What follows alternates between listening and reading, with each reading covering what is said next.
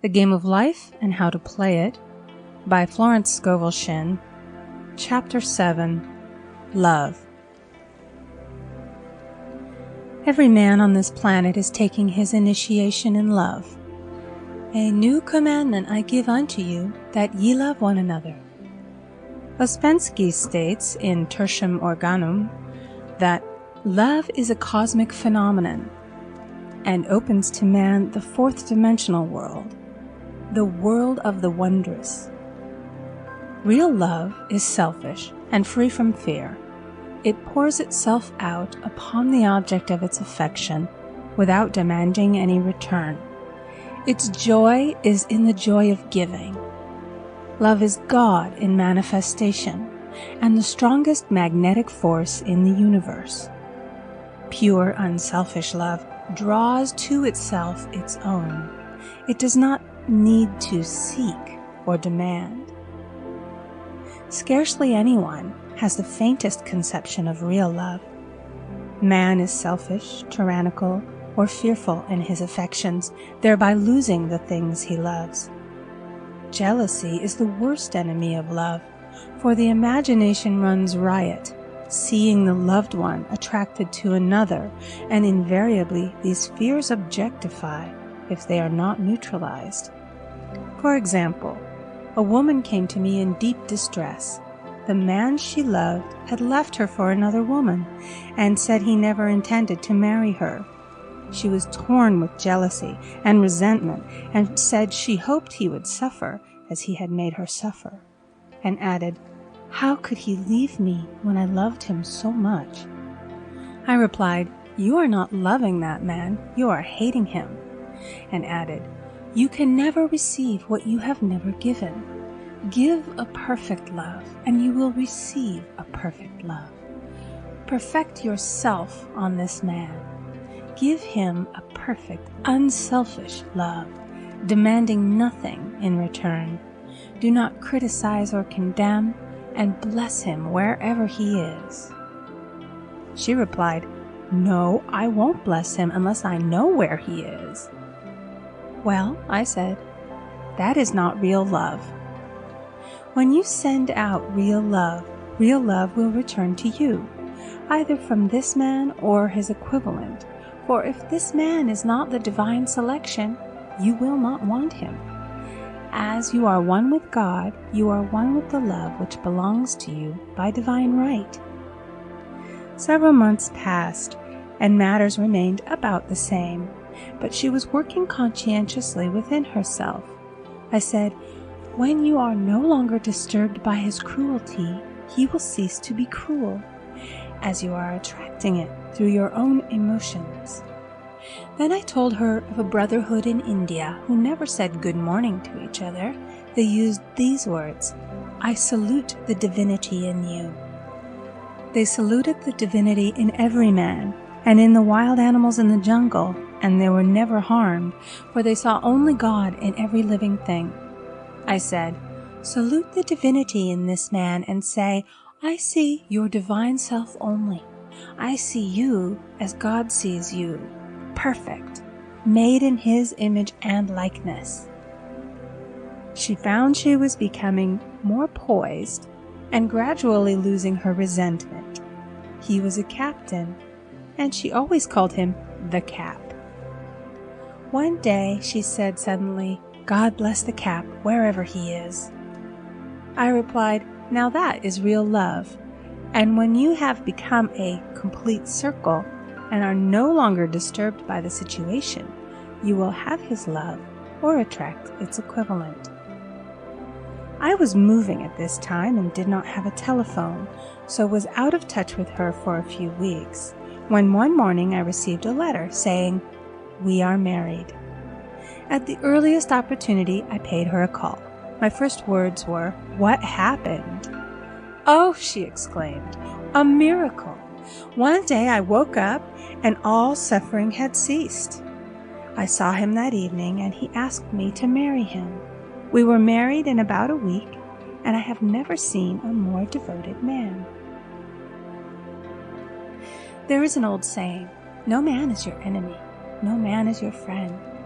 Every man is your teacher, So one should become impersonal and learn what each man has to teach him, and soon he would learn his lessons and be free.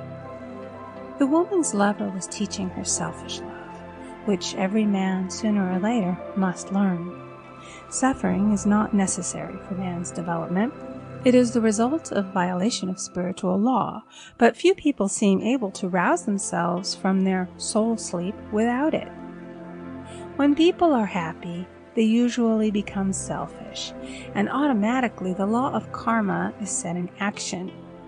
Man often suffers loss through lack of appreciation. I knew a woman who had a very nice husband, but she said often, "I don't care anything about being married. But that is nothing against my husband. I'm simply not interested in married life." She had other interests and scarcely remembered she had a husband. She only thought of him when she saw him. One day her husband told her he was in love with another woman and left. She came to me in distress and resentment. I replied, "It is exactly what you spoke the word for. You said you didn't care anything about being married. So the subconscious worked to get you unmarried." She said, "Oh yes, I see. People get what they want and then feel very much hurt." She soon became in perfect harmony with the situation and knew they were both much happier apart. When a woman becomes indifferent or critical and ceases to be an inspiration to her husband, he misses the stimulus of their early relationship and is restless and unhappy. A man came to me dejected, miserable, and poor. His wife was interested in the science of numbers and had had him read. It seems the report was not very favorable, for he said, "My wife says I'll never amount to anything because I am a 2. I replied, "I don't care what your number is. You are a perfect idea in divine mind, and we will demand the success and prosperity which are already planned for you by that infinite intelligence." Within a few weeks, he had a very fine position, and a year or 2 later, he achieved a brilliant success as a writer. No man is a success in business unless he loves his work. The picture the artist paints for love of his art is his greatest work. The potboiler is always something to live down. No man can attract money if he despises it. Many people are kept in poverty by saying, "Money means nothing to me. I have a contempt for people who have it." This is the reason so many artists are poor. Their contempt for money separates them from it. I remember hearing one artist say of another, "He's no good as an artist, but he has money in the bank." This attitude of mind, of course, separates man from his supply. He must be in harmony with a thing in order to attract it. Money is God in manifestation, as freedom from want and limitation. But it must be always kept in circulation and put to right uses. Hoarding and saving react with grim vengeance. This does not mean that man should not have houses and lots, stocks and bonds, for the barns of the righteous man shall be full. It means that man should not hoard even the principal if an occasion arises when money is necessary. In letting it go out fearlessly and cheerfully, he opens the way for more to come in, for God is man's unfailing and unexhaustible supply. This is the spiritual attitude towards money, and the great bank of the universal never fails. We see an example of hoarding in the film production of Greed. The woman won $5,000 in a lottery, but would not spend it. She hoarded and saved, let her husband suffer and starve, and eventually she scrubbed floors for a living. She loved the money itself and put it above everything, and one night she was murdered and the money taken from her. This is an example of where love of money is the root of all evil.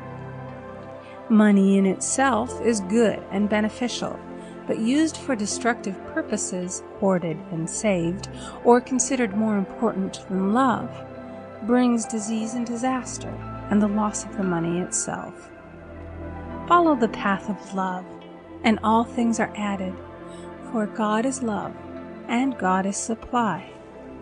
Follow the path of selfishness and greed, and the supply vanishes, or man is separated from it. For example, I knew the case of a very rich woman who hoarded her income. She rarely gave anything away, but bought and bought and bought things for herself. She was very fond of necklaces, and a friend once asked her how many she possessed. She replied, 67. She bought them and put them away, carefully wrapped in tissue paper. Had she used the necklaces, it would have been quite legitimate, but she was violating the law of use. Her closets were filled with clothes she never wore and jewels which never saw the light. The old woman's arms were gradually becoming paralyzed from holding on to things, and eventually she was considered incapable of looking after her affairs, and her wealth was handed over to others to manage. So man, in ignorance of the law, brings about his own destruction. All disease, all unhappiness, come from the violation of the law of love. Man's boomerangs of hate, resentment, and criticism come back laden with sickness and sorrow. Love seems almost a lost art, but the man with the knowledge of spiritual law knows it must be regained, for without it he has become as sounding brass and tinkling cymbals. For example, I had a student who came to me month after month to clean her consciousness of resentment. After a while, she arrived at the point where she resented only one woman, but that one woman kept her busy. Little by little, she became poised and harmonious, and one day, all resentment was wiped out. She came in radiant and exclaimed, "You can't understand how I feel. The woman said something to me, and instead of being furious, I was loving and kind, and she apologized and was perfectly lovely to me.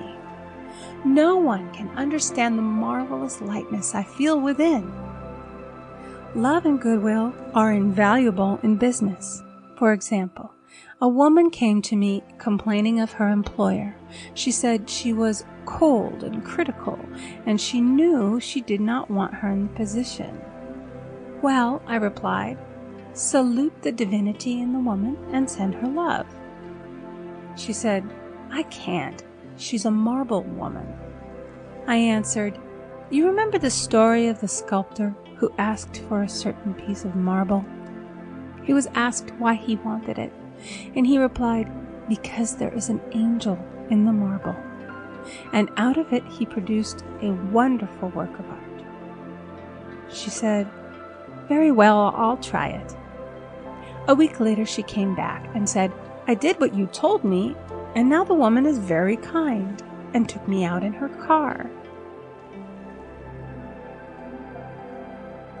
People are sometimes filled with remorse for having done someone an unkindness, perhaps years ago. If the wrong cannot be righted, its effect can be neutralized by doing someone a kindness in the present. This one thing I do, forgetting those things which are behind, and reaching forth unto those things which are before. Sorrow, regret, and remorse tear down the cells of the body and poison the atmosphere of the individual. A woman said to me in deep sorrow, "Treat me to be happy and joyous, for my sorrow makes me so irritable with the members of my family that I keep making more karma." I was asked to treat a woman who was mourning for her daughter. I denied all belief in loss and separation and affirmed that God was the woman's joy, love, and peace. The woman gained her poise at once, but sent word by her son not to treat any longer because she was so happy it wasn't respectable. So mortal mind loves to hang on to its griefs and regrets. I knew a woman who went about bragging of her troubles, so of course she always had something to brag about. The old idea was, if a woman did not worry about her children, she was not a good mother. Now we know that mother fear is responsible for many of the diseases and accidents which come into the lives of children. For fear pictures vividly the disease or situation feared, and these pictures objectify if not neutralized. Happy is the mother who can say sincerely that she puts her child in God's hands and therefore knows that he is divinely protected. For example, a woman awoke suddenly in the night, feeling her brother was in great danger. Instead of giving in to her fears, she commenced making statements of truth, saying, "Man is a perfect idea in divine mind and is always in his right place. Therefore, my brother is in his right place and is divinely protected." The next day, she found that her brother had been in close proximity to an explosion in a mine, but had miraculously escaped. So man is his brother's keeper in thought, and every man should know that the thing he loves dwells in the secret place of the Most High and abides under the shadow of the Almighty. There shall no evil befall thee, neither shall any plague come nigh thy dwelling. Perfect love casteth out fear. He that feareth is not made perfect in love, and love is the fulfilling of the law. End of chapter 7. Recording by Amy Conger.